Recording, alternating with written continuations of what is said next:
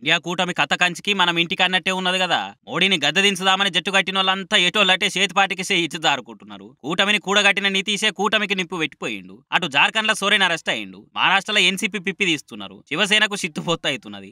RJD ఆగమైంది. అటు కాంగ్రెస్ కు మొన్నటి 5 రాష్ట్రాల ఎన్నికల్లో అధికారంలో ఉన్న 3 రాష్ట్రాలు గాయమైనాయి. ఇట్లా కలిసి వచ్చిన పార్టీలన్నీ కకావికలమైపోయి ఎవరి కాళ్ళే యమునా తీరే అన్నట్టు అయింది. ఇక ఇప్పుడు లేటెస్ట్ గా ఆలదంటకు మమతక కూడా చేరింది. కాంగ్రెస్ వాళ్ళకు ఎందుకు ఇంత అహంకారం అని గట్టిగానే గరమైంది. దేశమంతా 40 సీట్లు కూడా వచ్చేటట్టు లేదు మీ పార్టీకి. మీరెందుకు ఇంకా ఇట్లా ఒంటెద్దు పోకడబోతున్నారు? రాహుల్ గాంధీ నా ఇలాకాలకు వస్తే నాకు కనీసం చెప్పరా? ఇదే నా కూటమికి ఇచ్చే మర్యాద? మేము లేకుండా బెంగాల్లో కాంగ్రెస్ ఎట్లా గెలుస్తుంది అనుకుంటారు? సింగిల్ సీట్ అన్న గెలిచి చూపెట్టుర్రి అని కాంగ్రెస్ పార్టీ వాళ్ళ తీరు మీద మస్తు గరమైంది మమతక్క. మోడీని గద్దె దింపుదామని వచ్చిన వాళ్ళంతా వీళ్ళే గద్దె దిగిపోతున్నారు అంటే పరిస్థితి చేదాటట్టే ఉన్నది. ఎత్తుకుపోయిన తీగ కాలదలినట్టు కూటమిలో ఉన్న మమతక్కే అట్లనే వర్కలా. మాజీ మంత్రి కేటీఆర్ కూడా మమతక్క మాటలతో ఏకీభవిస్తున్నా 100కి 100 వాళ్ళమన్నది నిజమే అని అనుకొచ్చిండు. కాంగ్రెస్ వాళ్ళ అహంకారమైన పతనానికి దారి తీసిందని సురుకులు అంటించిండు. మరి చూడాలి గాలి వాహనలో వాన నీటిలో పడవ ప్రయాణం అన్నట్టున్న కూటమి నావ ఏ తీరం చేరుతుందో ఏమో.